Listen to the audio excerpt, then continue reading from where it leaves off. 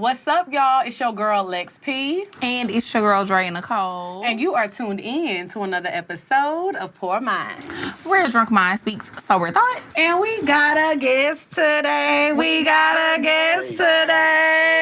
Hey. Y'all, I'm trying not to freak out right now. This is I love when we have Houston guests. Dog, this is amazing. This is like legendary. Yeah. So, I don't even have to do an introduction. We got motherfucking Paul Wall in the building. What it do? What it do, baby? Oh my! Okay, first of all, let me just say thank you so much for pulling up. Like, come in. Thank y'all for having me. Oh my God, this is like legendary. I'm trying not to get. I'm just like I don't even know what to say. H-Time reunion. Yes, it's an H-Time reunion. Okay, so let us know, like, what have you been up to? Like, what's new? What's going on? Like, fill us in. You know, I've been grinding, just doing music continuously, nonstop. But really, you know, where I've been is just living life, loving life. You know, enjoying my family. You know, shout out to my wife, Chris Wall. You know, she a big fan of y'all. You know what? That's crazy. Cause you know what? She been holding you down since the beginning. I love her down. I love her down. Shout out to the girl. Hey, what's up? You on next time. Yes, we definitely do. Okay, cause look, before we get started, we about to talk. So, you know, I feel like you are a legend. Thank you. Like Thank you really had, like you were one of the originators of like Houston rap, like putting it on the map. Thank you. So, for just a second, talk about that Houston era. Like, when all y'all was just dropping, it was going crazy, and everybody started stealing y'all sound. Like, talk about, like, your come up, what side of Houston you from, all that stuff. Start from the beginning.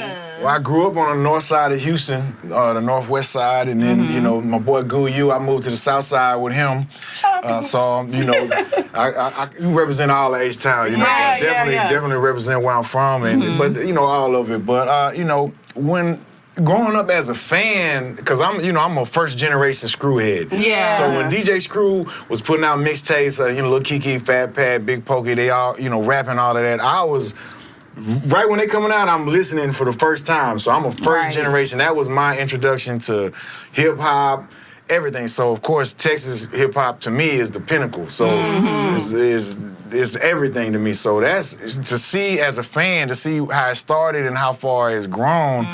It's amazing because when it first started, it was something that was looked at like by a lot of other people, like the stepchildren of hip hop. Like it wasn't they real rap. Right. Y'all was like the little one. Yeah, they freestyle. They are just freestyle. Right. But then, but I never looked at it like that. I looked at the wordplay. Lil Kiki would have the delivery that Fat Pat would have, the subject matter, how they would flip, different songs and make them H-Town.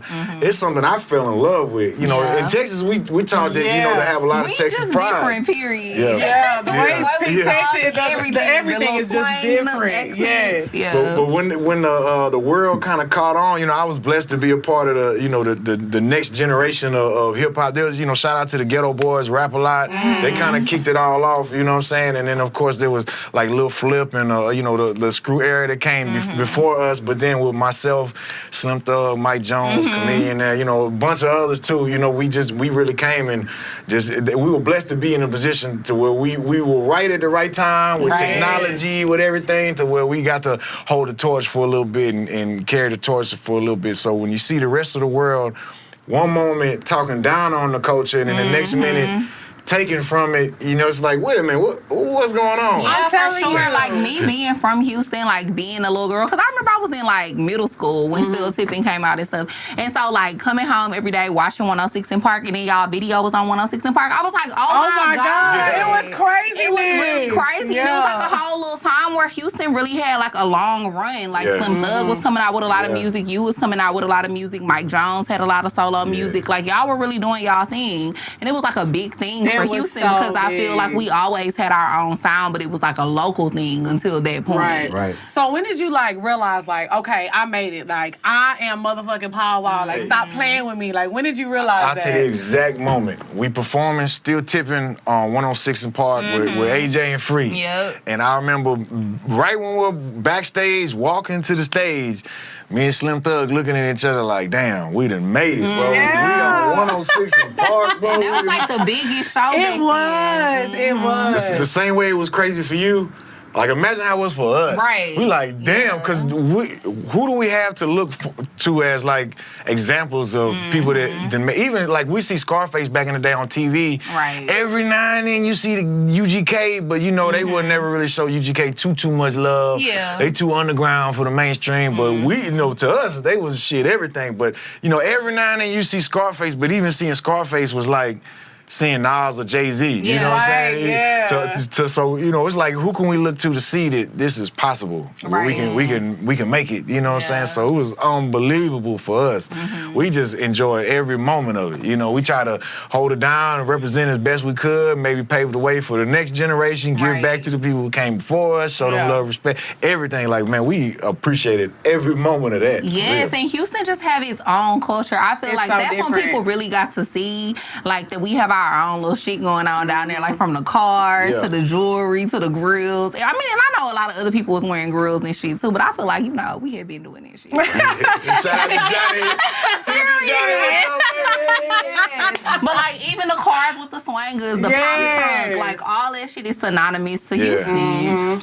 So let me ask you this: how do you feel about like New Houston? Like, cause I know you did a song with Toby and Wigway. I hope I said his name right. So I love him. He is super creative. I feel like his style is so different. But other than him, because we know you did the music with him. Like, who in New Houston are you like riding for? I stand all the new artists from Houston. Okay. So all of Megan Thee Stallion, of course, she like she I'm at a the top. hottie. She at the top. Period. Yeah. I'm glad you. I was too. testing you. I was testing you. Okay. So, you know, definitely Megan, Travis Scott, Don Toliver, Sauce Walker, everybody that Sauce Walker got with him, because he got a whole squad with him. Maxo Cream, Toby Nwigwe. There's so many. You know, coming up in our era, it was like the real era. So, you know, if you wasn't like part of that, you know, when I came out, when it was underground and when we came on the mainstream, if you wasn't screwed and chopped some type of way, then you wouldn't make it. But, you know, now it's, you know, the culture has expanded a lot in Houston. One, because of the artists, producers, the DJs, but also because of the fan bases. So there's a fan base to support Toby Nwigwe, whose style is completely different than Megan Thee Stallion, whose style is completely different from Sauce Walker, whose style is completely different from Maxo Cream. You know, all these people I'm naming. So, you know, it's so many different styles, but then you got that traditional kind of like old school kind of screwed up type of flow that, you know, Zero's still doing, Lil Kiki's still doing, I'm still doing, Slim Thug still doing. So we still holding that type of stuff down. Then you got Scarface who's still putting solo albums out too. Right. So, you know, it's still alive and well. So I stand all the Houston sounds. I'm glad you said that. All the different types. But you know what I love about Houston artists is because if you make good music in Houston, you good forever. Right. Like you can always do a show. You can always come out with albums. Because, you know, a lot of people like in different cities, you know, they kind of had their moment, then they fizzle out. But like, if you had a career in Houston, you good for life, and they always gonna support you. Like, it's the sound. Our sound is just nothing like no other city. You know what I mean? And I feel like that's why so many people be wanting to sample our shit now. Hey, I believe that with my heart too, because like you say, like, you know, you see a lot of artists that'll be like not necessarily one hit wonders, but if they not popping, then they just completely irrelevant sometimes. Which, I mean, it's such a huge blessing to be an artist in Texas, where there's the whole Texas, all the different cities from El Paso, you know, Dallas, Fort Worth, big. It's Austin, very big. San Antonio. You can do a whole tour in Texas. Like, you don't even have to leave Texas. I swear, the only way you fall off in Texas is if you stop. Right, As long as you keep grinding, you're gonna be successful. You're gonna be working. I'm glad you said that, because that's like our favorite thing to say, because I think a lot of people, they always feel like, oh, like me and Dre kind of like came out of nowhere. But when I tell you, we was just dropping episodes and nobody was listening. So we just kept dropping it. And I know people always ask you all the time, like, you know, what do you amount your success to? And you was just like, you probably just stayed consistent. The hard you know? work, So when you started rapping, did you feel like people didn't take you seriously? You know, because like you was like, I never got that. I never got that. Well, only people that treated me like that was white people. Oh, really? The only people. Now they hands down treated me like that.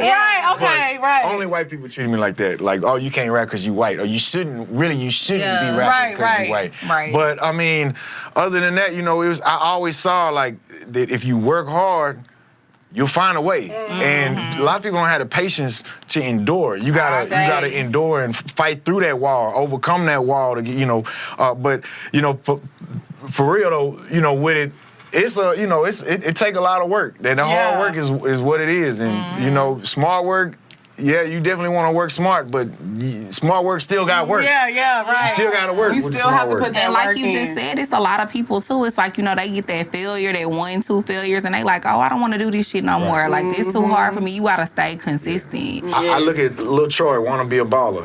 He was doing this thing for 10 years before he put out Want to Be a Baller. And he put out Want to Be a Baller and went double platinum. Crazy. And imagine if he would have stopped. Right. Yeah. That's the same thing with Miguel. classic. Miguel was making music for 10 years before, he hit it big for real. So But wasn't it the same thing with 2 Chainz, though, right? Yeah, I feel like that's the difference, though, because we talk about that a lot. Like, when you're doing something, like, for the money or for the fame or for the wrong reasons, it's going to show. Whether you make it or not, you may get your one single or you may get a whole album or, your stuff may pop off, but there's no longevity in that. Versus when somebody is really passionate and they love what they do, like, you can definitely tell the difference from that. Because when you're passionate about something, it doesn't feel like work either, Right. So... And that's what, and let me give you your props too, because you are Houston's unproblematic king. Never in no drama. Every time you start every time you start liking like somebody that's like white or the other side, something happened. stop pulled up. They was at the Capitol. They done said something about Obama. But damn. Well, we gonna give a clap on unproblematic king, okay? What it do? Let me sip to that. Yes. Period.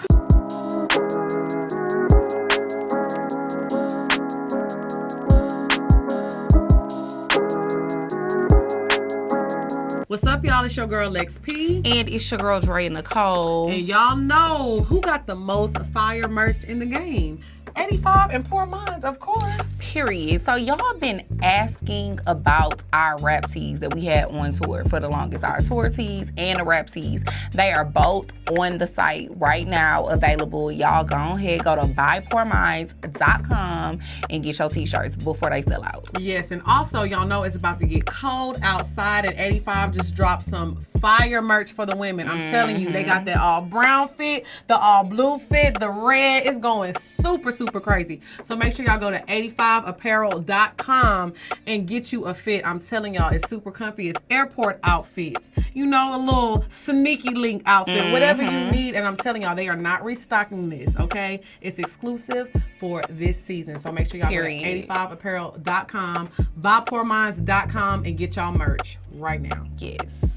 So I wanted to go ahead and get into these topics. So for this first topic, I really wanted to talk about, do you feel like routines aid in your success? Because I'm actually, I'm big on, listening to audiobooks, reading books. So right now I'm listening to this book on Audible. It's called The Miracle Morning. Okay. And it's basically, about creating a routine before 8 a.m. that's going to help you, build a successful life and help you just be more consistent with everything that you want to do and everything that you want to accomplish. So do you believe that that's something that people really need to apply to their lives to be successful? Absolutely. Okay. Now, you can be successful without applying it, but I think when you have that organized structure, it's just second nature to get up. It's small things like making your bed in the morning. Yeah. You don't think about it, but when you make your bed in the morning, it's the first task that you set to do that you accomplish. So you're on the right foot.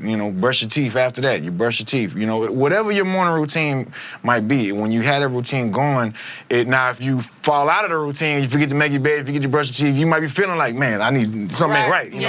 But when you start off on that right foot and you get things going, then you're starting your day off towards success. So I'm a firm believer in that. Whatever your whatever the routine might be. Right. It doesn't have to be a specific, everybody got to follow the same one, but everybody should have a morning routine. Well, I think for me, this has been my problem I've been struggling with, because I've only been working for myself for a year and a half. This lifestyle of choosing your own schedule every day is really new to me. The girl don't know what she's doing. Yeah. But so I feel like the first, honestly, year, it was kind of I'm waking up I don't know what to do with my day. And then I would wake up and I would do things that weren't, productive to my day. You know, I'm getting on Twitter scrolling, getting on Instagram scrolling, and it's crazy because I'm glad that you brought this topic up because I was like, okay, I need a routine in the morning because that sets a tone for your whole entire day. Yep. So I'm a cleaning person. So I love, like, that makes me feel like, okay, I'm that bitch. I cleaned my bathroom at 7:30 in the morning. You can't tell me shit, okay? Yeah. So it's like, okay, so I get up and I, like, do little tasks and I clean.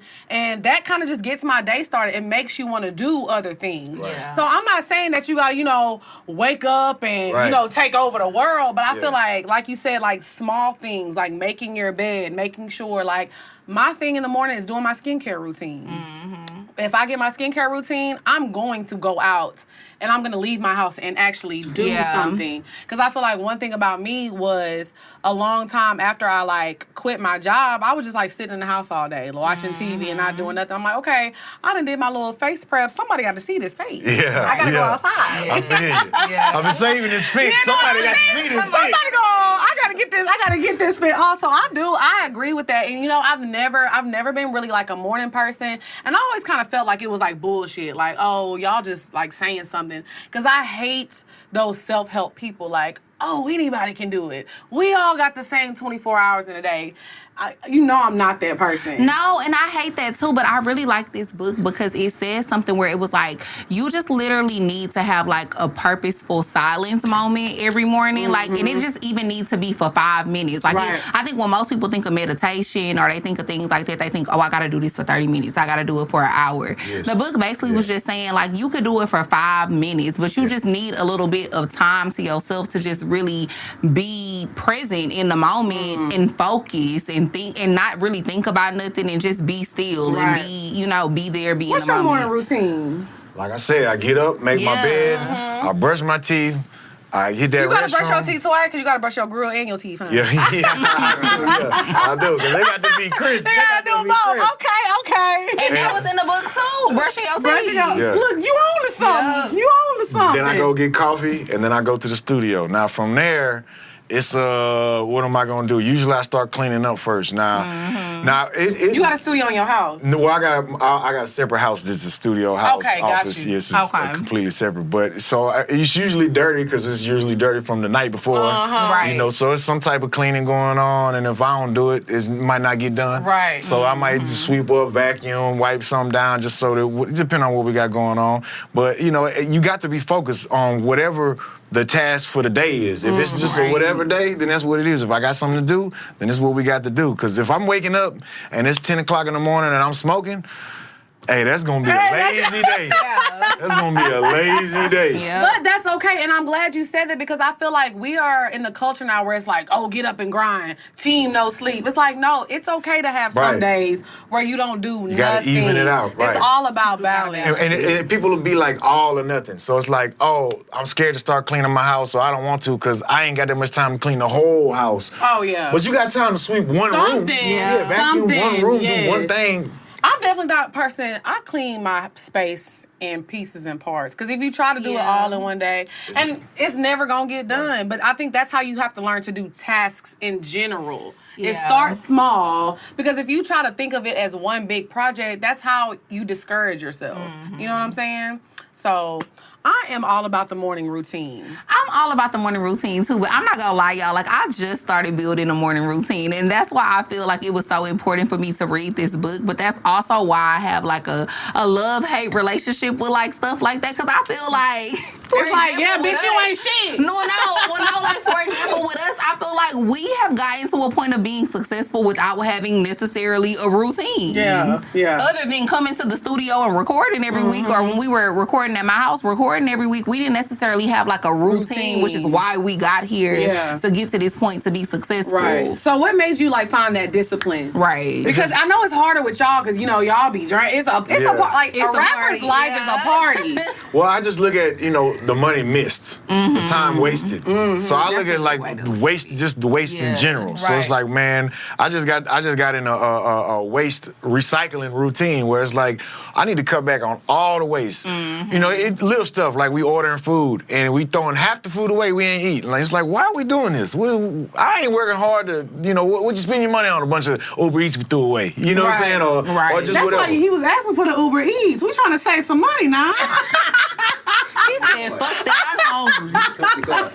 But no, I get it because I feel like we hate going. I am not a studio girl, so I feel like back in the day, like they used to be like, "Oh, come to the studio and kick it." I'm not going to your studio and watch you drop beats for 3 hours. I'm not doing it. It's gonna be boring, right? You know what I'm saying? So I feel like we cut out a lot of bullshit. Like when we come in here, it's like work time. Like we come here early, we get it out the way, and then so I feel like that's important too. Like creating like a mission. When you got that routine going and you got that grind going, even if it's not a daily routine, like, okay, if I don't go to the studio every day, but the days I do go to the studio, this routine, I like set my rewards like that too. Like when I was talking about smoking early in the morning, it'd be like, all right, I ain't smoking unless I'm doing something productive. Okay, I gotta write some raps. All right, now I'ma smoke.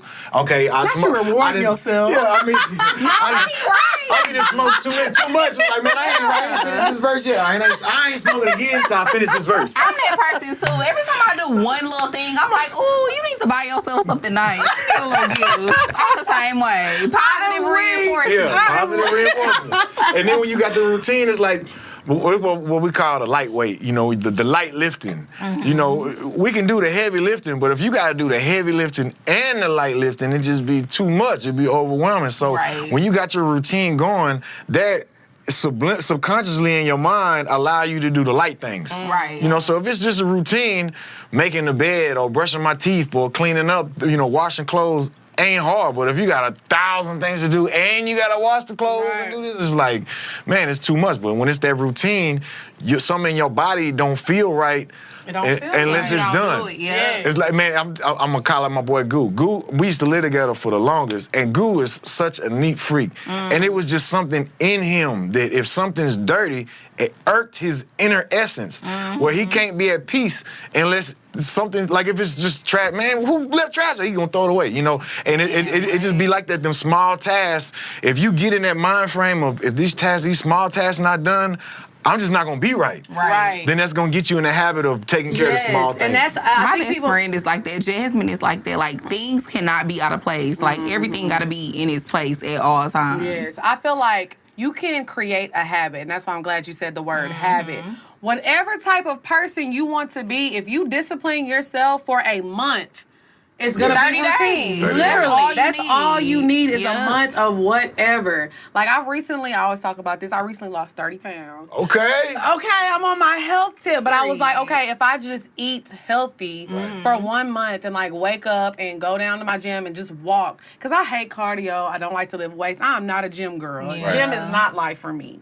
But walking is the best exercise, and that's what I found out. Like, it's a lot of people that go super hard in the gym, and I'm not dissing those people, but what I'm saying is if you just want to be healthy, walk. Just walk. Just fucking walk. That's what I say. And focus on your eating. Focus on, that portion kitchen control. Yes, that kitchen. So it's like when I go grocery shopping, I don't even buy like unhealthy stuff. Like I buy the fruits, but it's part of my lifestyle now. Right. So I think that's important to say. Like, I hate the word diet. I hate the word, I'm about to do this real quick and go hard for this amount of time.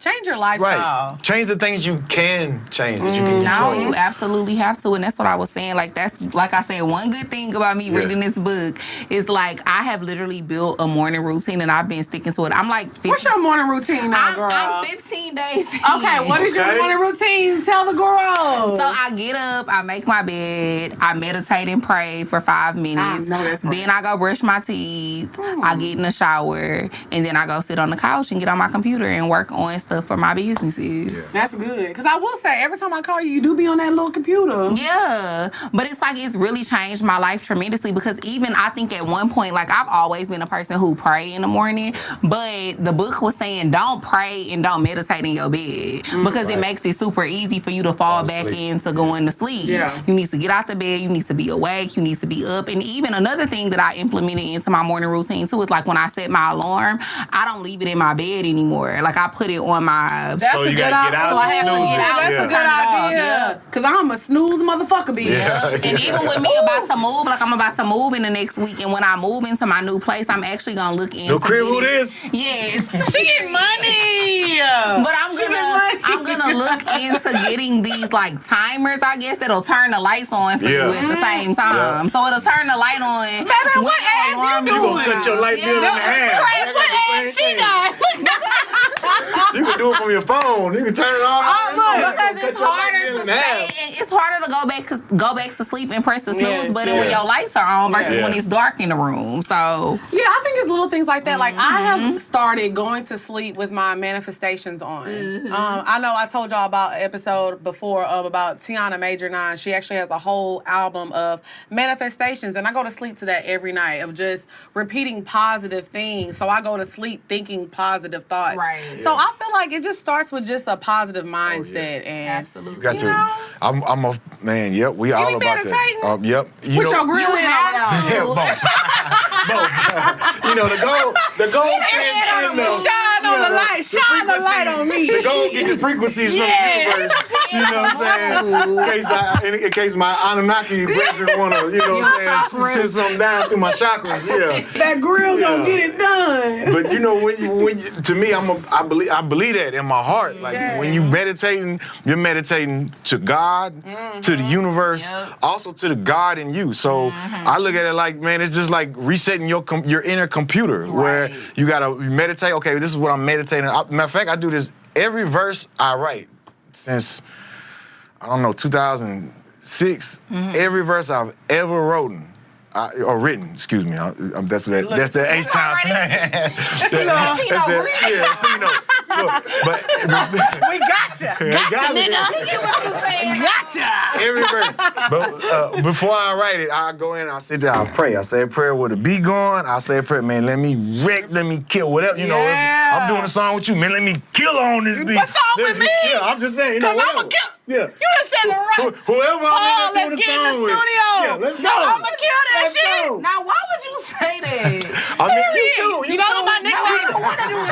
So, You know what my nickname is? You know, they got Zero, wanna they do call a me song. P-Roll. P-Roll. P-Roll, cause I be there swinging through the south side last night, baby. Baby. I'm a kill. Paul, I got you. Yeah. And Whenever fun you fact, ready. you was actually I was in the video. yeah. I was. That's what's up. I used to think I wanted to be a video girl. I was trying to do anything to get out the hood. I Yeah. was just trying to make it. Hey, you made it. I made it. It worked. I'm here. I It am worked. here. That is We so. both done been in a few little Houston videos. I love a Houston video, boo. I used to pop up. They used to tell me be there where? What time?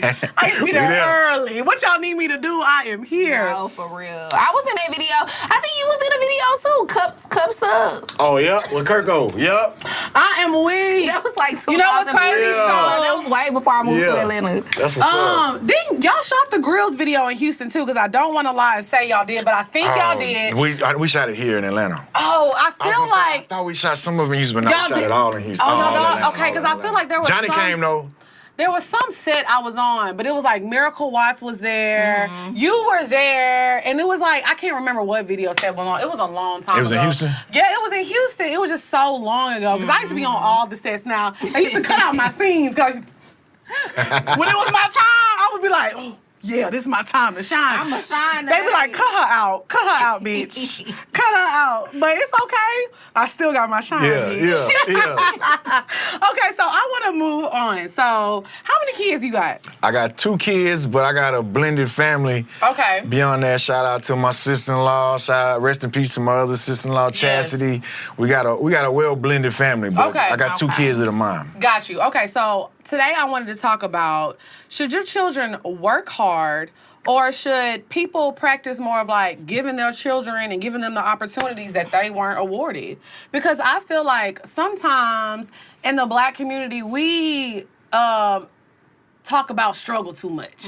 We like, oh, I struggled. I want my child to struggle and know the definition of hard work. You know what I'm saying? So you kind of look, even though you really not white, you on our side. So because you didn't grow up in the white how they usually grow up or whatever the case may be. So how do you feel about that? Like, do you feel like, oh, I want my kids to work hard, or am I just gonna hand them everything because I'm Paul Wall, baby? I think you definitely can learn the lessons of what it takes to be a hard worker without the intense struggle where you like damn near homeless. You know what I'm saying? Like you don't have to, you can still learn those lessons. Like I can learn the lesson that the stove is hot without burning the house down. Right, you know, exactly. You ain't got to tell you, right? I mean, definitely, I work hard. My goal my whole life, of course I want to have cars and money and all that, but my dream goal was to have a happy, healthy family.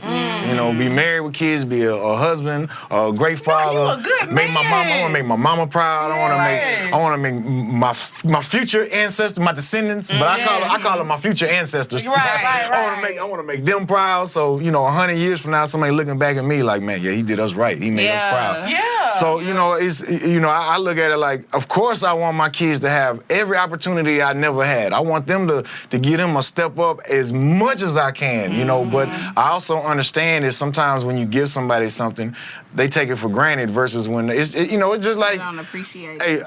Hey, I buy my wife a car, okay? It might not be clean that much. But I tell you what, when she bought her own car, that car clean every day. She don't play, period. So, it kind of go the same way. You working hard for it yourself, or you paid for it yourself. And that don't mean at all she ain't appreciated when I bought it for her. Of course you do. And if you ask her which one she like more, she gonna say, I like the one you bought me, because I ain't had to pay for it. But no doubt, like, it's just something about it when you get it yourself, or when you put that effort in, you buy it or you work for it, you appreciate it a little bit more, you take care of it a little more. So there's ways that we can, teach our kids that, or teach our community that without Xing them out, kicking them out. Nope, you got to do it on your own without my help. Yes, I hate that mentality that we have. Because even, like, I look at it like now, like, people, like, in their mid-20s, they'll see, like, a person, they're like, oh, she still live with her mom, or he still live with his parents, or whatever the case may be. So? Right. Because you know what? I wish... I come from a very, very small town outside of Houston, Orange. Okay. Houston. That's where I'm from. Fruit Golden Triangle? All day. That's part of the Golden Triangle? All day, every day. Stop playing with me. Okay. Yeah. What's up, BMT? Exactly. What's up, Porter? You know what I'm saying? Stop playing with me. So, so I'm from a very small town. So I feel like... you're supposed to leave and, spread your wings and grow. And I am so grateful that I did. But with that being said, I didn't necessarily leave my nest. I literally went from my mom's house to my sister's place in Houston. So, and I was covered. I wasn't on my own financially until I moved to Atlanta in 2017 when I was 27 years old. And I feel like I had my first apartment when I was in Houston, my mom was paying my rent. So I was able to explore and find things that I liked. That's why I talk about this on the show all the time. I thought I wanted to be a singer. I used to be in the studio all the time. I thought I wanted to be an actress. But I was able to try out those things because I wasn't pressed to be working to pay my bills. Right. Because I had the freedom to do whatever I wanted to do. Imagine if you would have had you were forced to financially take care of yourself in every way, then, your path would have probably been completely. Yeah. Oh, I would have been on the pole for a long time. Right. I would have been twerking for a long time. But I feel you. I don't see nothing wrong with that. Now we like judge each other and we'll talk. I still live with his mama. Right. That's what I'm saying. But that's okay. It's okay because you know what? I learned that I am 33 years old. I just started becoming financially okay a year and a half ago to where I'm like, I am good. I'm not stressed out about my bills. Hey, the people that be on their own too, they be renting. So it's like, okay, if you because I was 17 in my own apartment. So when I was, me too. but I'm in But you was also Paul. You was motherfucking Paul Wall. I want Paul Wall. You been Paul Wall for a long time. Yeah, but even then it's like, okay, a lot of people they go off and they be like, yeah, I'm on my own. But when you own the house. And it ain't nothing wrong with renting either, but people will just be like, they'll shit all over you just because they got their own apartment. But it's like at the end of the day, you paying somebody else's mortgage. Exactly. You know what I'm saying? So ain't nothing wrong at all with staying, getting your shit together, taking care of your shit, stacking up, saving up, building your credit up, paying off your debt, whatever you got to do just to, like, how could you, and I think of all the people out there who, are chasing their dreams, where they got a job that pay their bills, and they might lightweight be struggling, just they making it, but they just barely making it, but they chasing their dreams. And how can you chase your dreams and pay for equipment or pay for gas to get to wherever you gotta get Ubers or just anything, natural shit like food and drinks and shit like that. Like when you try to chase your dreams, when you barely making it, getting by, paying all your own bills, ain't nothing wrong at all with having somebody have your back like that. Like exactly. Shit. Yeah, I feel like it be so fucked up to me sometimes when people be like kicking their kids out at 18 and being like, okay, you gotta get it on your own. Like my parents was never that way with me, but I was kind of like you. Like I was like, look, I don't want to stay with y'all. Like I'm 18 now, I'm grown. So I went to school. Then when I graduated, I moved back to Houston, and I immediately got my own apartment. But then I ended up having to live back with my parents for like a year when I was like 24 until I decided to move to Atlanta. And my parents welcomed me with open arms, and I was able to save so much money so that when I did move to Atlanta, I wasn't just out here struggling, for the first 6 months. Yeah. When I moved to Atlanta was like the hardest time in my life, hands down. I didn't have nothing. That was the first time I was on my own financially, and by the grace of God, it was a short period of time. It wasn't short. 3 years is a long time, kind of. Yeah. But compared to other people's struggle, that's really not that long. Like, but it was like I was living so bad that first year. I was like, okay, I gotta make something pop. Like, I gotta crack some jokes, nigga. Like, let me figure out how I'm gonna make this pop. You know what I'm saying?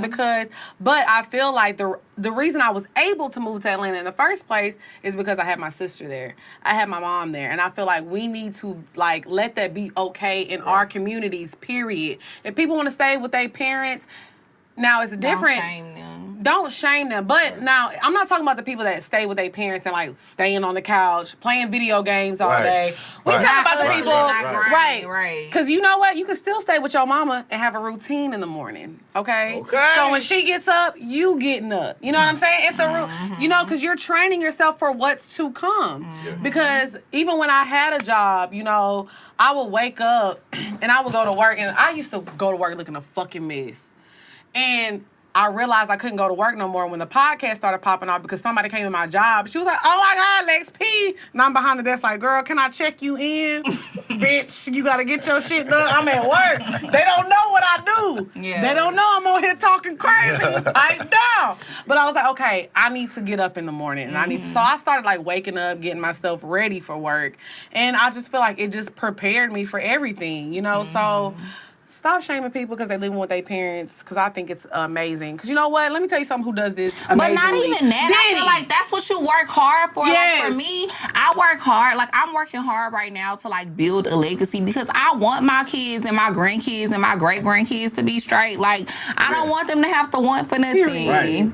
And not to say that they not going to still have to go through shit, because I think we all understand, especially now, even now that we like getting money and stuff, like life still be lifing. Just because you got money, you still be having other problems, So it's like everybody is still gonna go through shit. But if I can help the future generations of my family not have to deal with financial struggle, why wouldn't I want to do that? Let me tell you something. Diddy give all his fire beats to his son. And he be eating that shit up, and I love it. Yeah. He don't give his songs to nobody. Nobody can use shit but his son, and I love it. That's how you're supposed to be. That's how you're supposed to be. I mean, if you ain't gonna look out for your kids, that's what I'm saying. So what do your kids want to do?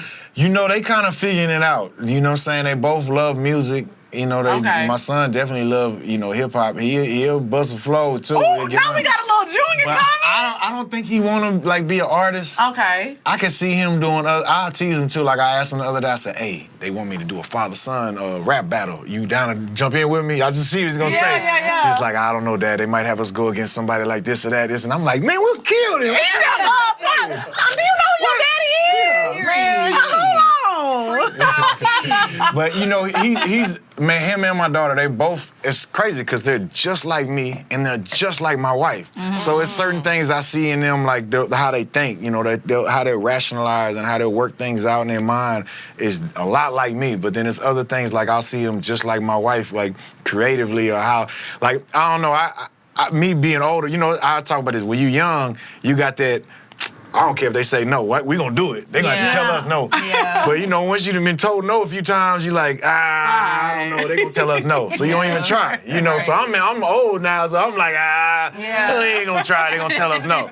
Well, my wife got that shit. They just gonna have to tell us no type of attitude. And I see that in my kids too. My daughter, she in a color guard at her school with the flag, so she be doing her thing. Yeah, but they both. My son, he in the 11th grade. My daughter in the 9th grade. My daughter, they both done been on, a couple of albums here and there. Like my daughter will freestyle here and there. I put them on singing in the background or rapping on the background or whatever. But I don't know if they really, my wife also, she started off as a singer. She was in a singing group when I met her. And she sung on a few of my albums. She sung on a few classic Lil Kiki songs. But she not really like a artist now. But she does, I will pull her in the studio here and there. But mostly she's in the, fitness, dance fitness. She's a dance fitness instructor. She got it popping. Chris Wall, mixed fit. So she's going in on that. But it still is dance, so she learned a lot of the things she did when she was in a group, just different choreo routines or just things like that. But I see, my kids, like my daughter, she got that.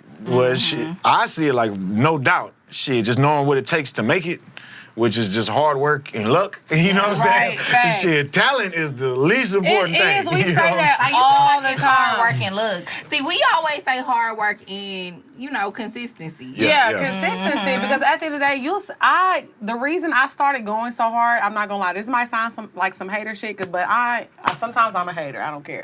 But I seen some people, I'm like, if they can do it, I know motherfucking I can. Yes. Yeah. They just work harder than me. Right. Because let me tell you, now you're not gonna outwork me. Right. Period. I don't care what you say. You not gonna outwork me. Like now that we got our morning routines, I'm telling you, I done made my bed at 6:30. And brush my teeth. What? I brush my teeth. My automatic lights on. You know what I'm saying? Stop playing with me. I'm not one of them. Okay.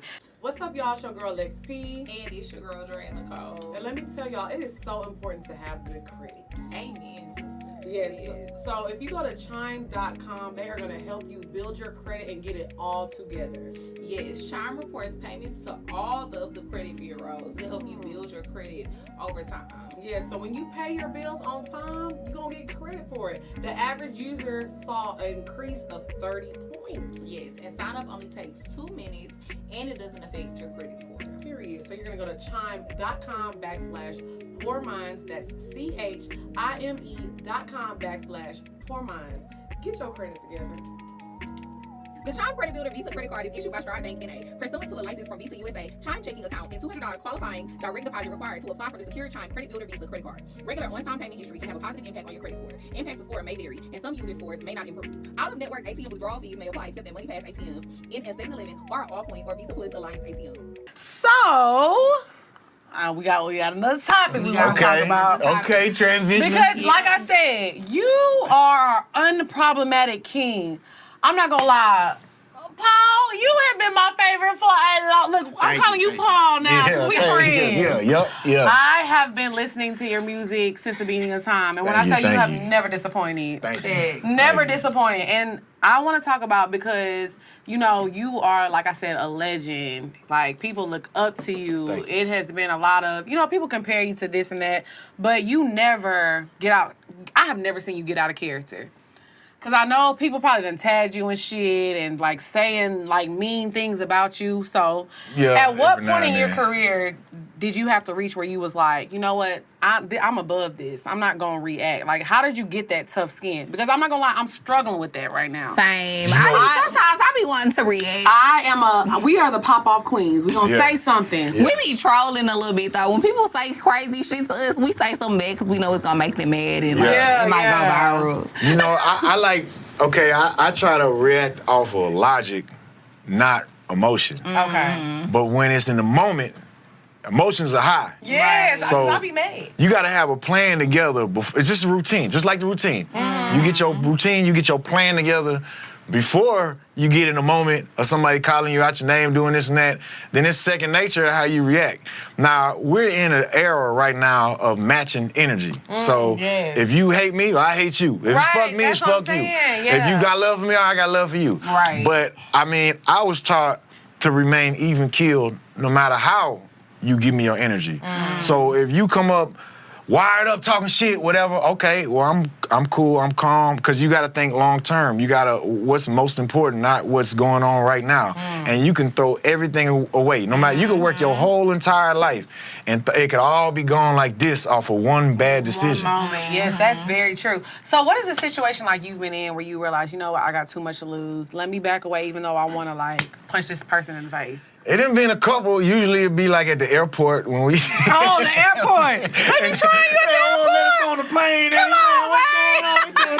Cut the phone off. What you mean cut the phone off, man? Hold on. Like, I don't want no smoke with them. look, we not trying to look Delta. I need my sky. I don't want no problem. So, like, what's the situation that you've been in where you were like, okay, like, I cannot lose my cool? Or even somebody, like, tagged you on some stuff on the internet where you wanted to react and you didn't? It's been a few times. You know, there was in the old Swisher House days when you got people freestyling on the mixtapes and you don't necessarily know who is who. Unless you know their voices. Right. Okay, and there's another rapper from the Swisher House, Big Tiger.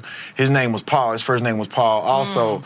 And I remember somebody on Twitter just having a whole hate campaign against me, how I used to say the N-word. I ain't never say the N-word. Period. And I know you haven't, because I had to double check my research. I've been drinking a lot for the past 6 years. He's like, I'm going to catch him. I'm going to catch him. I said, let me make sure Paul didn't slip up on me. Yeah, that's how it is. We're going to call this episode Unproblematic King, because he never said it. Period. I remember this one person was on a whole campaign. Yes, you did right here. Here's the clip. And it was not, I'm like, man, that ain't me. That's Big Tiger. Right. But you said Paul. No, his name Paul too. It's just, but I mean, I understand if you like, you know, from somewhere you don't know, you just don't know, you know. But shit, it done been a couple times like that where, you know, it's another situation where one time on my Facebook, you know, this was like 5, 6 years, 8 years ago, I don't know, 10 years ago, 20, 100 years ago, I don't know shit. But where, you know, I wasn't really too active on my Facebook, and a company came to me and said, hey, look, you can get paid, but this before monetization, but they're like, hey, you can get paid like off of clicks or like clickbait type of shit. Yeah. So they would post shit, and I ain't give a fuck, I'm not on there, I ain't using it, I don't care. So shit, they would post shit that would get clickbait.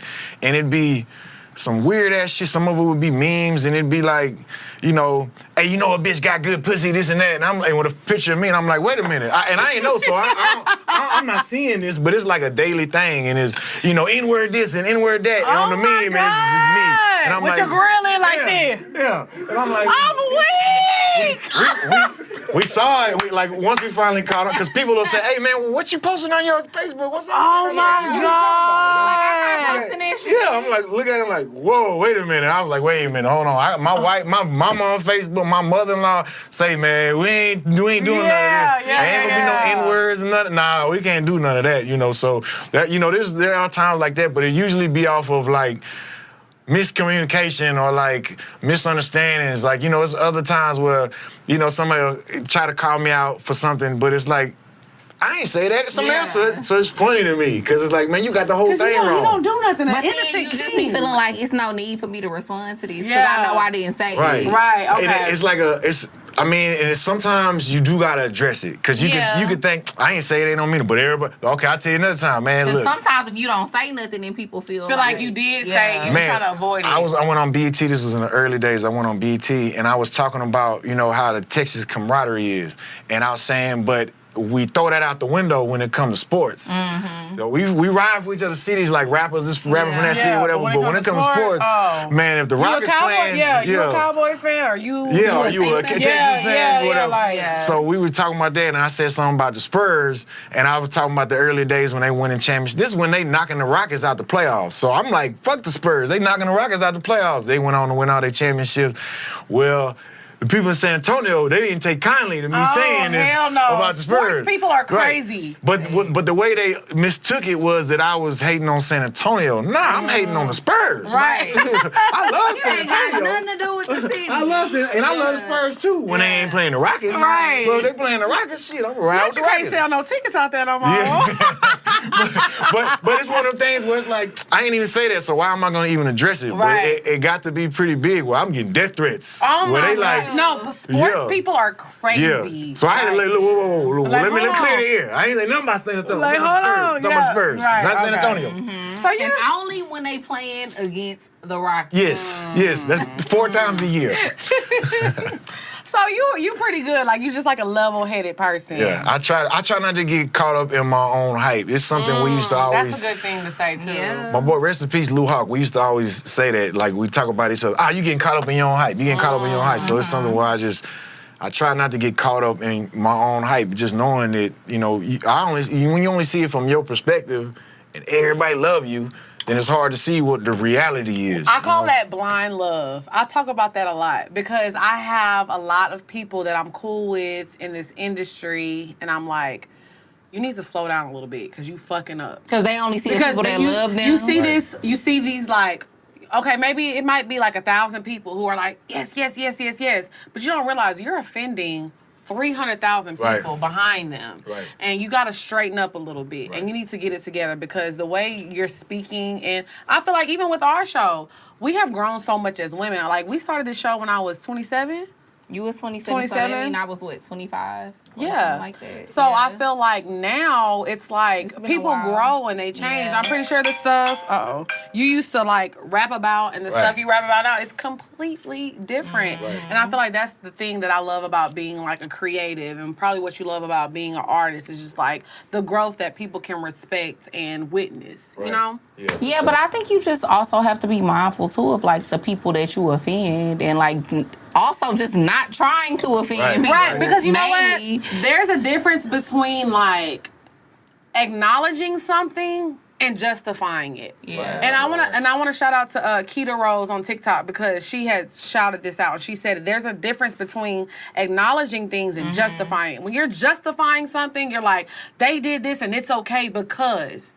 Versus acknowledging something, you're like, okay, this is what happened and I'm acknowledging that this is what's going on. So it's two totally different, like situations. So A lot of people feel like, well, I offended you, but in my mind, it's not offensive, so I shouldn't have to apologize. Right. Or it's like, I offended you, now you got to convince me that I offended you. Right, exactly. And it's like, just acknowledge, But acknowledge what you how did. They feel. I right. think that's the thing. Like, you have to take into account that like people's feelings are valid. Right. If People's they feel feelings- offended, right. and they feel offended, just apologize. Right. And you know what? And I'm not even saying that sometimes you don't maybe have to apologize, but you have to acknowledge why y'all's views are different. Yeah. You know what I'm saying? I'm not saying you have to justify what they think or justify what you think, but you have to acknowledge things. Or sometimes just don't speak. Right. Yeah. Like if you're not sure. Hey, that's the best advice. Hey, ever, look, he like, for real. hey, this is my thing. That's 'Cause why I'm still No, here. seriously. You'll talk yourself If into you're yes. if you're unsure, you don't know what to say, sometimes just don't say nothing. Right. Period. I think I do that all the time. Like, if I'm not sure about something that I need to say, I'm just not going to say that's shit. why I'm going to just be quiet. I be getting canceled all the time. I'm like, it me. I'm the troublemaker. Okay, so now it's time to get into the bed. Hey, the bed. Ow, the bed. Bow, bow, bow, bow, bow. Okay, so yes, I want to talk about this. Okay, so first, Yeah. before we get into this topic, let's talk about your relationship. Because you have been, how long have y'all been together? Been, I think this is our 16 year being married. Ooh. 17 year Beautiful. being married. Yeah, we've been together 19 years. oh wow, It's a beautiful thing. Beautiful thing. Okay. Yeah. Because when did you know, like, this was the one? And I gotta Okay, I first lock it down. met my wife on TSU campus. Oh, shout out to TSU, my alumni. So you went to period. TSU? Well, I did. I went up there every Wednesday. He went up there. I was on I graduated from TSU. Yep, I was at Prairie View TSU every week. But I was enrolled at the University of Houston. I'm weak. Serious. I see. But, I met her at TSU, but she had a boyfriend who, just coincidentally, I went to high school with. But I met her, on TSU campus. And then years later, few years later, I met her at a nightclub when she was in a singing group. I'm out there trying to sell my CDs. She's out there selling her CDs. I bought one. It was scratched. Me and Goo used to have a club we had every Thursday. You can go way back. We go back way in back. time. Yeah, we go way back. We got a bunch of Lamar Senior girl parties we could tell you stories about too. Tell me about LSG. God. Now, what?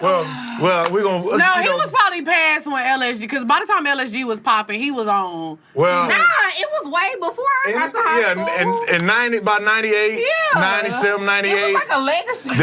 There would be a lot of me and Goo used to do. Me and Goo used to do high school parties, so we would do our own high school parties. So Drea was definitely there, like, oh, it's your girl Drea. Yep, yeah. Freshman probably year. so. No, Drea was definitely there. Yeah, probably so. Period. But we used to do parties, and we would have like the rights to the places that do the parties, because we're professionals. So we ain't trying to tear stuff up. We trying to come back and do another party next week. Right, exactly. So, a lot of the venues, like the hotels or whatever, they would only rent out to us because they knew we would be on point, take care of everything. We'd have whatever security we need. We ain't gonna be just ruckus, breaking windows, breaking everything. So we had it on lock. So it'd be people trying to throw parties that can't get to venues. But we'd have it on lock. We're already doing it every week. So we would promote a lot of the Lamar Senior Girl parties as well. And it'd be like at our venues or things. So shout out to the Lamar Senior Girls out there. Period. Not a connection. Yeah. Yeah, stop playing. So y'all, I'm trying to remember, what was the name of that venue? It was like off of... Racewood Inn? off of 59 and Bissonnette. Oh, Cornbreads? No. Oh, Rhythms? Oh, no, Rhythms was a little bit down Bissonnette. It was something else. I can't remember the name. Cornbread's But it was like right by that Waterburg off of 59. Okay, so you met your wife. So when did you know, like, I gotta lock this in, like, this the one? Okay, I bought a CD from him. It was scratched, and we used to have a Thursday night at this club, and she came, and I was like, oh, this is. When I seen her, it was like when I seen her that time, even though I had already seen her twice before. That third time I seen her.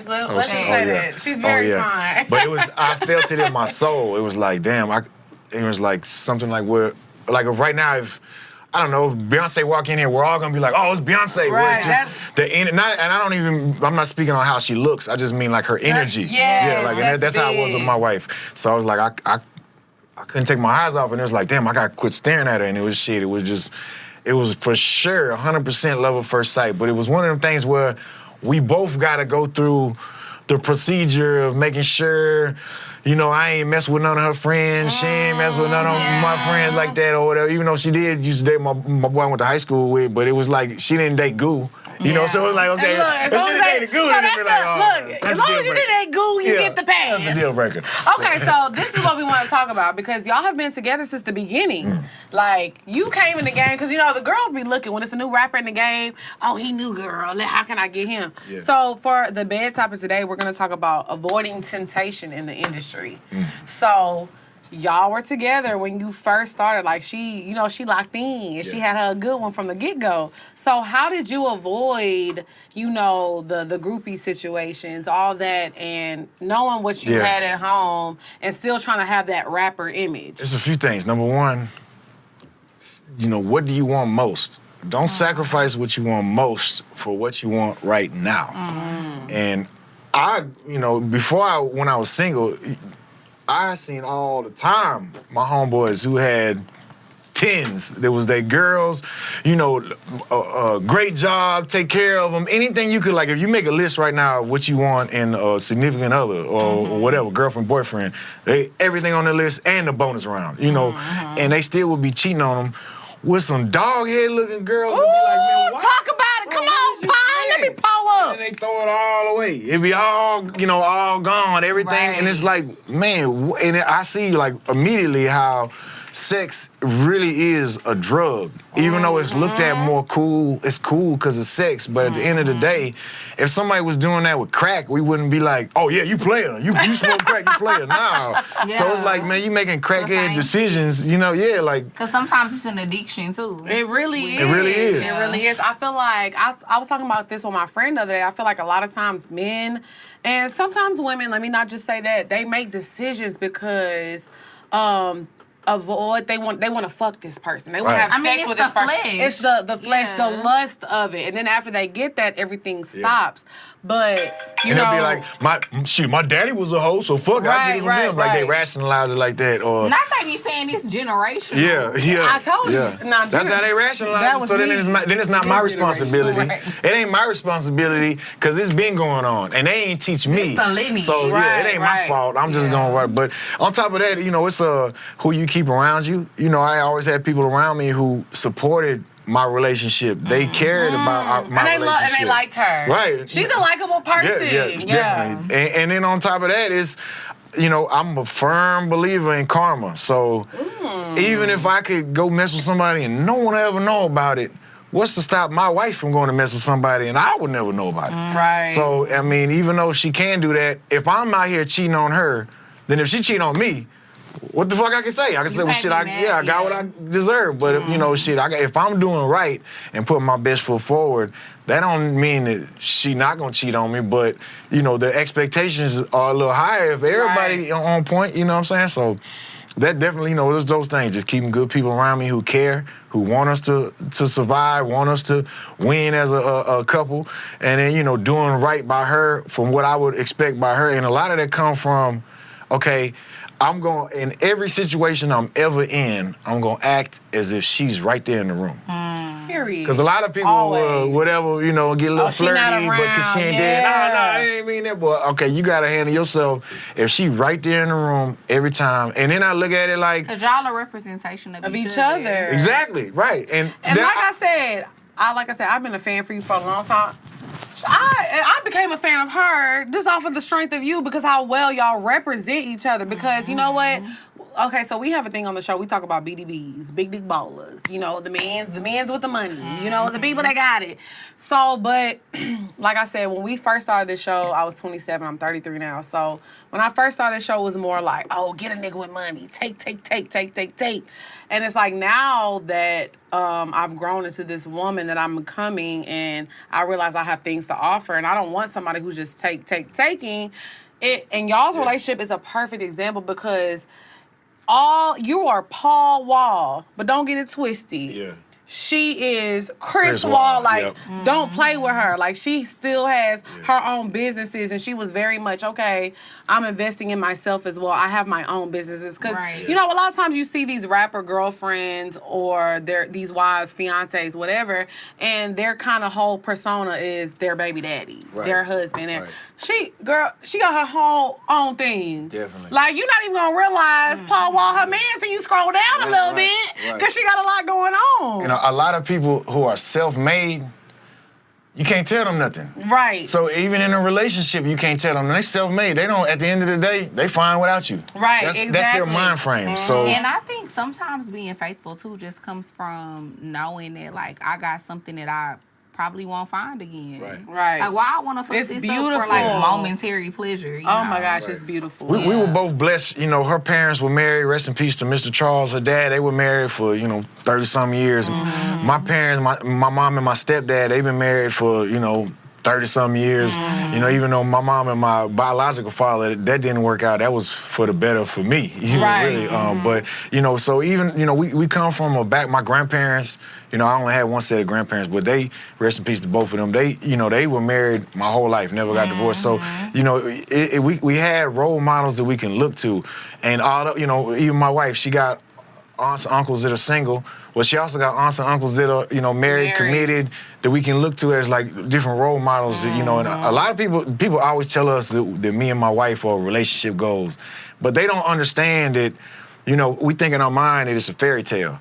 Everything's happy. Man, me and my wife fight all the time. So did you always... We argue about who cut the light on, you close the refrigerator. But that's real shit, though. But that's so did you always think partnership was really important, or do you feel like y'all just grown into being, like, partnership goals? I always sought it out. Like, my wife, really, if you really want to be all the way real, my wife, the first girlfriend I ever had my whole life. Oh, wow. Of course, I'd have messed with plenty of girls or went on dates or whatever, but I ain't never in my life called a girl my girlfriend until my wife. Yeah. But I always looked for that, though. I always looked for something long-term, sustainability, and a family. Like, I always wanted that type of foundation, not that it was built off of fame or success or identity or something like that, but just built off of love and support. And I even remember back when I was like 17, me and Slim Thug talking, and Slim Thug always been his ballin'. views on relationships are crazy, because I be watching his live. He don't believe in none of that stuff. That's why I was like, how did y'all friendship sustain? Because he is like, I want a young bitch. He love that shit. He go through his cycles. He go through his cycle where he in a committed relationship and he like, yeah, Paul, we gonna double date. You know this. Then he'll be back in the cycle. Yeah, I'm single again. What's up, man? You know, Sugar Daddy Slim. All that. We love a Sugar Daddy Slim now. We always tell the young girls, go get you some Sugar Daddy Slim. I remember though, he you know, having this conversation and him saying like, because he was looking at a Bentley, he was about to get a Bentley, and he got a Bentley. We was in high school, and like that boy Slim always been top tier, man. He always been that nigga. Slim Thug never missed a summer. I'm not gonna lie, Slim has always been that nigga. Like since I was in high school, middle school, always. Yeah. But I remember having that conversation. He talking about his, you know, the Bentley. He hype about it. He like, man, what kind of car you want? And me just being like, man, I don't know, because I didn't really have no car like that where it was just like, I'm gonna save up for this. I really want this. Wait, what school did you go to? I went to Jersey Village. Oh, okay. Me and Chameleon, we graduated in 98. What it do? Chameleon there. We gotta have Chameleon there. Yeah, what's up, man? Come on the podcast, man. You come pull up with my homies. What's up? Okay, keep on. But yeah, and I remember just having the conversation and telling him, and he was like, well, what you want? Like, what you want, a house or something? I know you ain't grinding for nothing. And I just remember having a conversation, telling him, man, I know it sounds corny, bro, but I just want to be happily married with a family. I know, that's right. And him just and him being like, well, yeah, I want that too. But I don't know if he ever wanted like to be married, but he's a great father, he's a great family man too. Father. I love that. He got a shout out to Slim whole family. He got a great family, man. He got a strong support system. But honestly, I feel like some people just get like you were very blessed and lucky to find an amazing woman because I'm not gonna lie, on this podcast we do talk about how men ain't shit a lot, but honestly I'm not gonna lie. Women ain't shit either. Right. Let's be honest. Like the pickings are very slim for just good people in general. These days, I think it's the generation though. It's slim pickings on both sides. It's slim pickings on both sides. So you are very blessed, and I'm glad that you were able to realize that. Because a lot of men and women sometimes don't realize what they have. Right. Till it's over. Till it's done, and they trying to play catch up. Won't he do it? Yeah. Praise God. This episode is brought to you by BetterHelp. Hey, what's up? It's your girl, Dre Nicole. And navigating through any of life's challenges can make you feel unsure, whether it's a career change, a new relationship, or becoming a parent.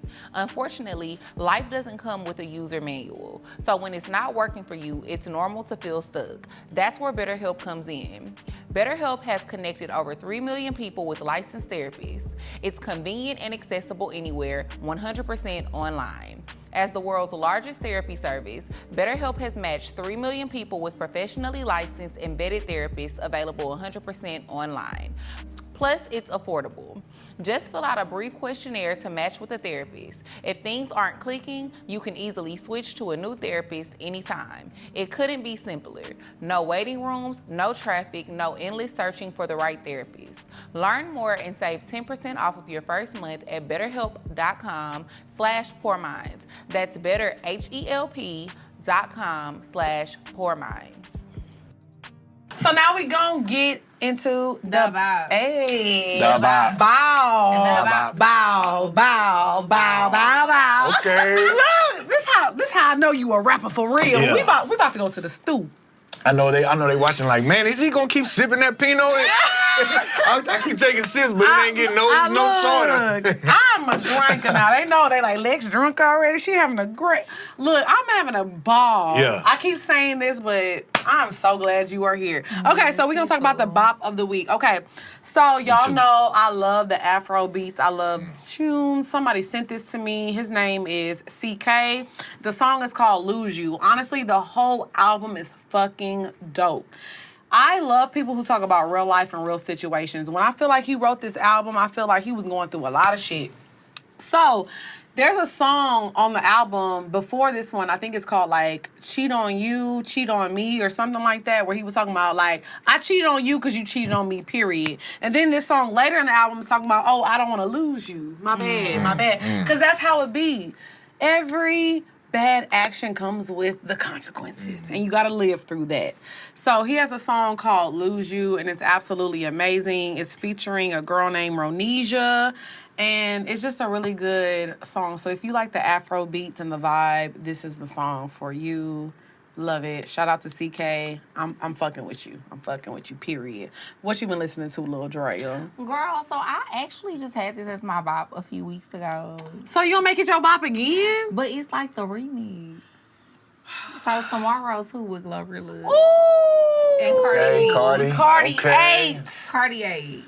And then the visuals came out, and I feel like that just added to it. Yeah. I really love Glorilla. I said this. But I love Cardi too. Like I feel like No, the way I love feel Cardi. about Glorilla is the way I felt about Cardi. And then, 4 let me years tell y'all ago when something. Cardi I came tweeted out. this. Like it's just raw talent. Let me tell you something. I tweeted this when we first walked out to F&F. I said, Glorilla is different. She is. Give her a chance and Yeah. listen. And everybody was like, damn, that song ain't even been out. They was like, they was trying to get on my ass. Y'all see what I said now. They try to TikTok. They, you know, they TikTok, see, yeah. I can tell the TikTok difference. artist. Paul, I swear to you, I can tell the difference between like a TikTok artist and somebody who really got it. Yeah. Because when F&F dropped, I went back and I listened to her old stuff. I said her voice a little different. Right. Like that verse kind of hit me a little different. Right. So I was like, let me go listen to her old shit. Glorilla is a star. She is. And Yeah. she got I it. agree. That it factor about her is a little different. And I like the fact, you know. She's not no one-hit wonder. She's that's not for no sure. one-hit wonder. And you know what? This is Yeah. what I love about the industry because at the end of the day, the real gonna shine. You know, Beyonce went viral on TikTok with Cuff It. Yeah. Beyonce don't be on fucking TikTok because when you make Beyonce ain't even got a TikTok. when you make good music, it's gonna do what it's supposed to do. It's gonna find a way. Yep. I mean, there's so many songs. Chris Brown, that Under the Influence, he made that was on his old album. That was actually one of my bop of the weeks like 2 years ago. And the song went viral this year, and he just is getting like acknowledged for it. Well, TikTok is like a whole nother world because even on TikTok, like they got a challenge right now. Remember that song? Put a little in it. Okay. Oh, with Jagged and And now it's- Ashanti, and it's like a whole challenge on TikTok that's like Okay. going viral. But that's what I'm Everybody is saying. When you make making good dances. music, Yeah. it's gonna get its recognition no matter what. So I feel like Glorilla, I love it. Yeah. People gonna Yeah. shine, period. Y'all know what it is. Y'all up on Big Jade from Beaumont? I've heard. Come of on that, now. yes, yeah. 409. I Yeah. fuck with Big J because you know what? That girl can really She rap. be going in. She be going in. Yeah. Now she had a little. The reason that I found her was because she was having like a little back and forth beef with somebody, and she ate. Yeah. She It ate wasn't- 'em up. She ate them. I'm not even gonna like. I'm not trying to like Of pick course, sides. of Yeah. course, yeah. But what I'm saying is her bars. Yeah. Oh, she gonna eat every time. Yeah. She Yeah. can really rap. Yeah. So I feel like that's why I like the Glorrillas coming out because Jade, if she, I'm get the right team Yeah. around you, Right, girl. right. You up Jade, next. she going with the right song? Man, she the moon. hard. She got Jade it is off. hard. Oh, yeah. She's super hard. So yeah, I fuck with Big J. Shout out to 409. Yeah. The Triangle. Yeah. Yeah. She can really rap, but that's Yeah. what I really want the rap game to get back to that. Like, Yeah. who cares? I mean, look, I love a BBL. I done got 16 of them. But to fuck the BBLs, who is rapping, bitch? Yeah. Who is rapping? Which one of y'all can really rap? Which one of y'all? Because I want to hear a Yeah. good. I want to hear some. I need some captions, bitch. Like. Yeah, some captions. I We need some a good. quotables. Yes, I need some need some quotables. quotables. I Yes. love a quotable. So what you be listening to? Okay, my bop of the week is, I know it's been out for a little while now, but Gifted Hands, Why Not Start? That's my motivation. Every time we on Okay. the road, Alright, let me we put that on jamming my that. Why Not playlist. Start? Yes, Gifted yeah. Hands, Why Not Start? Man. Gifted hands. Yeah, Okay, man. so talk about that for a little. My boy Gifted Hands, he on social media. You know, I don't know if you see him. I mean, it's just a motivational song, just about him saying, you know, why not start? He talk about, you know, times, you know, being rough, feeling like he wasn't, wishing he wasn't never born, you know, just because he's struggling, going through things. And he's just talking about, you know, shit, why not start, man? And Right. it's, you know, you see him on there, he got, you know, he got. Look, I pulled it up quick. Yeah, These my hands guy. Yeah. Where is he from? I think he's from Virginia. Okay. This is my boy from Virginia, and he got like his hands not there, kind of like I don't know if they got cut off or he was born like that or Okay. something, but he I'm be nosy. I'm going gonna see in. him He got in some Philly. shit. Oh, he don't got hands. Yeah, and he I thought you was lying through your grill. yeah, He really don't gifted got hands. hands. Let's go. Period. annoying. I just was making sure because you know Yeah. niggas be lying through their grill. I had to make sure you was telling the truth. And I know it must, you know, it's probably tough because shit, if everywhere you go, that's what everybody talk about. Oh, you don't have hands. But it's Yeah. like shit. You listen to his music, you wouldn't ever, you wouldn't even never know that. know. Yeah, like he got. I he's like that. very inspirational. Okay, so because you know we have a lot of young listeners. Give us a Paul Wall playlist. If they want to listen to Paul Wall, what should they pull up? Okay, definitely, Drive Slow. I was about to say Drive Slow, Kanye. period. Yeah. Absolutely. Because you ate. I got name drop for the youngsters in case they ain't know who your boy is. I was hoping you was going to say that. I was like, he better say Drive Slow. Thank you. Period. Then- Okay. Top 3 for me. No, literally. From you, top 3 for me. Yeah. He ate. This Still Tipping with Mike Jones. Of Of course. course. Classic. Then, 106 in Park, top yeah. 10. Stop playing with him. then Grills with Nelly. You Of know, course, another 106 Yeah. in Park, top 10. So we do karaoke at the end of the show. We just did Grills the other day. We did. Fire song, and you ate. And you let's- did. Let's Talk about the grill. Shine it for the people. Period. Yo, you gonna give me a bottom grill. I'm not playing. My teeth yellow, but my diamond's white. Let's go. Okay, 2 more songs that people gotta go like, okay, I fuck, like, what, Paul Wall? Break 'em off. I'ma Yeah, break them off Real bad. With my boy Lil Kiki. Dog, you got some songs on you, boy. Yeah, thank You got you. some motherfucking songs. Then I had to bring it back to Sitting Sideways with Big Pokey. Sitting Sideways. Sitting Sideways with Boys. Big Pokey. I'm telling you, you got some hits on. I just had to because we got a young crowd. So Yeah. I need y'all to understand what the fuck is going on. Hey, show school some love, man. Show school some love, man. Period. He got Because hit. you know what I'm saying? Like, this is not a I'm trying to get my right now. Spotify numbers up, man. I'm telling you, Man. like, if you don't, like, if the kids, they don't know what's going on. Because you know what? I feel like the younger generation, they just know, like, TikTok artists. And so if somebody see, like, a picture of Paul Wall, they be like, oh, my God, who is Yeah, who this? is it? Yeah. And cancel culture is big. Oh, look at this man with this grill Yeah. in. First of all, bitch. Yeah. Relax. A legend in the game. Thank you. So now we're going to get into the Pour Your Heart Out segment of the week. This is our favorite segment. I love answering y'all questions. So whether we gave y'all great advice or whether we fucked your life up, make sure you email us at askpourminds@gmail.com. If you're a Patreon member, make sure you put that in the subject line because you can skip the line because, y'all get access before the time. Benefits. Period. Hello. Benefits. Hello. So Period. we going to Patreon answer some perks. Patreon perks, and you got to give your best advice, Paul. Okay. Give it to them real good now. They be paying for that advice. They do. Okay, so question 1 says, hey, Dre and Lex. So I've been casually dating this guy for a little over a month now. We seem to vibe really well together. He's funny, real, and most importantly, he's an up-and-coming BDB. Big Dick Baller. Remember we talked about that. Okay. I say up and coming because he's only 22 and I'm almost 24. Anyways, I went to his house to chill with him a few weeks ago, and despite me wanting to fuck him real bad, I decided to keep it cute and make him wait for it, considering that things were still a little fresh. Fast forward to yesterday, I went back over there and I was ready to show him how I'm coming. He gave me head, which was decent. He hasn't given any bitch oral since his last relationship 2 years ago, so I got the vibe that he was really feeling me. When it was finally time to fuck, he couldn't get it up. I eventually just got up, put my clothes back on because what the fuck. I was low-key embarrassed because that's never happened to me before.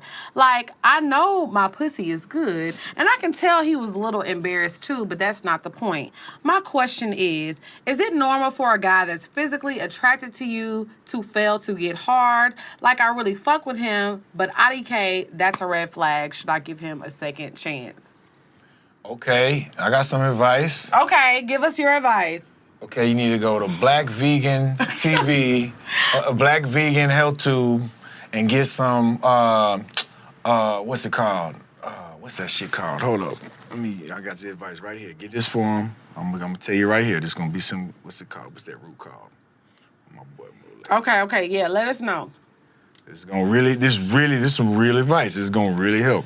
Because I feel like a lot of times men just, it be like an intimidation factor. Yeah. You know, like sometimes men just be not knowing what to do. Okay, let me see. Let me find the right one. His name Black Vegan? Nah, this Mo Legends. Oh, Mo Legend. Mo Legends, Yep, okay.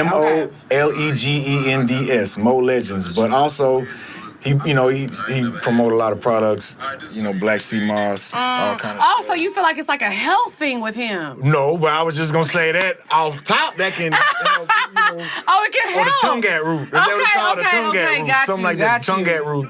Okay. Something like that. It's called something tongat root. But go to my boy Mo Legends. Legends. You're right. But I will say this though. It could be a number of things. It could be stress. It could be intimidation factor. He just want to put it on you, and then just man. And maybe he's just nervous. Maybe he nervous. Maybe he nervous. Maybe it's a medication thing where he then has some type of medication. He got a cold, so he took some cold medication or whatever. But I think it's very normal. Cold medication do that? I mean, it can. For real? Now, if it's drink, the drink gonna have me like this. Really? Yeah, But I heard it make you slow. Like, I mean, I don't know. It's just to each his own. Yeah. There's some people that do that. Some people it's limp noodles. Some people that have you like it's the tongat root. But, or whatever it's called. But I mean, I will say I do believe. I think it's probably normal that this happen, not like all the time, often. Right. But I think it does happen to a lot of guys. It's just maybe a lot of the partner might not know because they just playing it off. And they internalize it too. Like So if I can't get it up and I know like, damn, I'm having trouble. Shit, I'm not gonna go into bed with you. I'm gonna be like, nah, I don't feel good right now. You know what I'm saying? I got COVID. Yeah, man. Or I'm gonna start a fight so that now you don't want to come. You don't want to mess with me. You mad at me, so right. Well, I got out of it. Yeah, but the true factor is that I can't get it up. But I mean, I don't know. I think it might have happened to me before when I was taking like NyQuil or something, but not a little NyQuil. I don't know. Not drank up in my cup. I don't want to tell anybody that that's the problem and that's like why we can't. I can't because I can't think of no specific time that me and my wife didn't have that, but. I mean, it like probably has happened, you know what I'm saying? Yeah. But it had nothing to do with her. It was nothing at all to do with her. And I think that's what women do. We internalize that. We think something is wrong with us. So, girl, nothing is wrong with you. Maybe he just has some things going on. Yeah. And especially if I think if he went down on her too and he ain't did that for 2 years... Then maybe he knew. He might have knew. Right. Shit, I got at least, let me just try to go in so that way if I can't get it up, at least I didn't, whatever. I tried. And how do we know that it really been 2 years? He might be lying. He might be lying. They love a good lie. Yeah. Period. Yeah. Okay, next question. Hey, Drea and Lex, love you both down. What about me? Look, they didn't know you was gonna be here yet. You was surprised. Hey, Drea, Lex, and Paul. Love all three of y'all down. Hey, we love you too. We love you too. We love our Patreon members. I'm a 28-year-old woman from Houston. Oh, this is the perfect question. H-Town is the perfect. Yes, and I've been listening since Wind Down Wednesday. At the start of the pandemic, I downloaded Hinge, hoping to catch a BDB or someone to fuck on. I have gotten nowhere. What I've learned, I have been on countless fruitless dates and have gotten nowhere. What I've learned is a lot of men stink. They don't put any effort in how they present themselves, and I'm starting to wonder if I'm the only one going through this. I really thought I liked the most recent guy I went on a date with. We both work in tech, live on our own, and have great conversations. I was excited to meet him. When we met, I noticed his breath stank, and he wasn't wearing cologne and was musty. Before dates, I shower, moisturize, brush, floss, and adorn myself with perfume. Not to mention making sure my hair, nails, lashes, and outfit is on point. I do that naturally, but I for damn sure am not about to look unpolished on a date. To make matters worse, he was wearing the same outfit he had in his profile picture. Like, damn, nigga, were you trying to make sure I knew it was you? I'm starting to think maybe I'm not portraying myself in the best way, and that's why men think they can play on my head top. I feel like a nigga would know better to show up hot and funky for somebody like Drea. Period. The type of woman who men wouldn't dare fumble. I know I'm beautiful, but I'm wondering if I'm not bad enough to have niggas act right, or if they're just naturally filthy. I would ask y'all to ask the crew if niggas do this intentionally, but Ryan's Asian, and I know they take hygiene very seriously. Can you please tell the poor boys to wash their ass? Thanks, ladies. Yeah, I got a lot to say about that.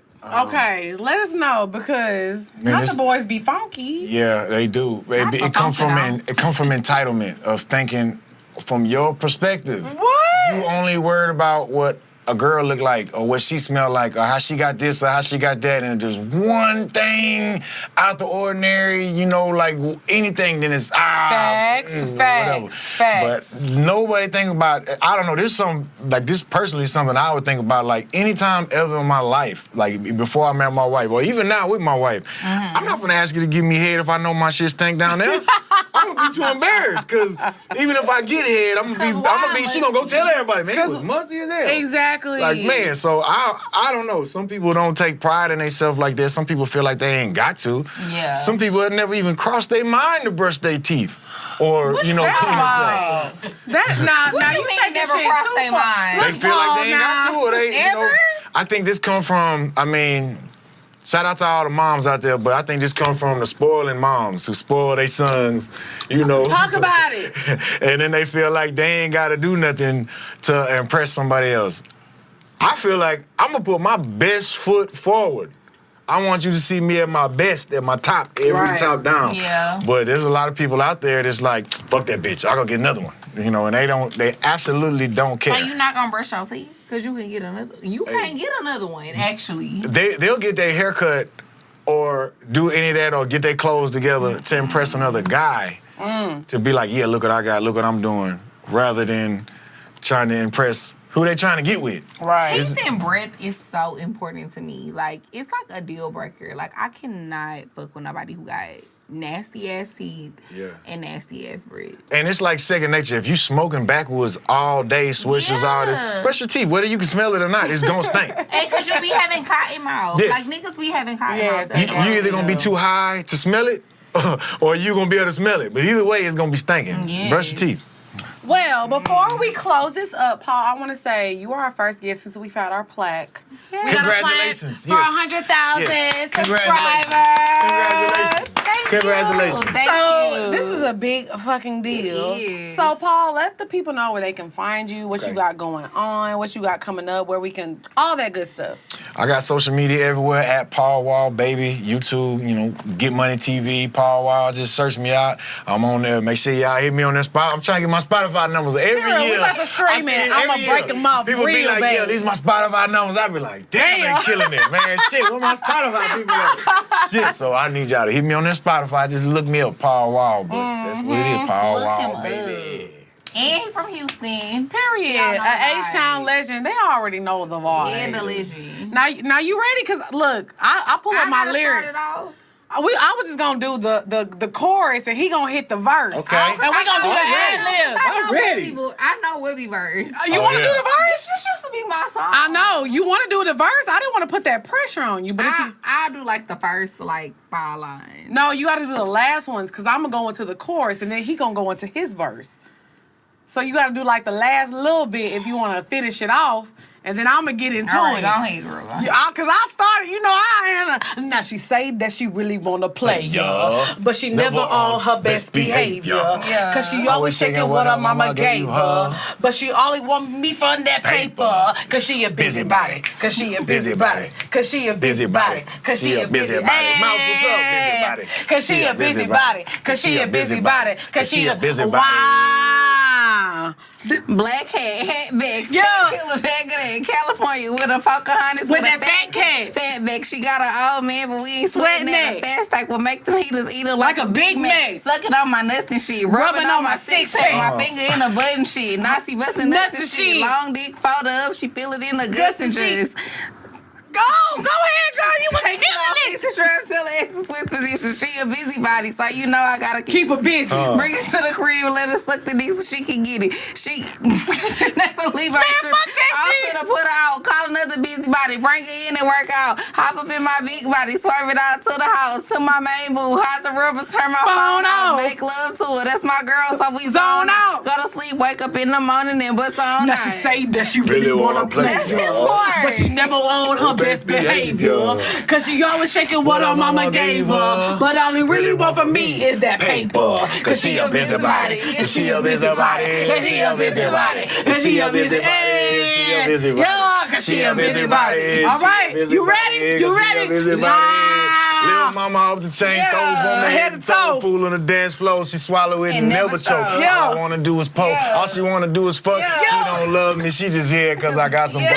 When we done with her, that bro gonna be on her way. Back to the hood, baby, I see you later on the day. That girl get around, all work, no play. She stay on her knees, but trust me, she ain't there to pray. She wanna play with paper to come save her and move her downtown to that high-rise skyscraper. Put that thing on me till I can't even walk. Right now, she got her mouth full, so baby, it can't talk. Hey, she stay busy all day from getting busy. Little mama is out of control, just like Missy. Straight up busybody, that girl is a dime, and I've been down with her for a long time, baby. Cause she say that she really wanna play, girl. But she never on her best behavior.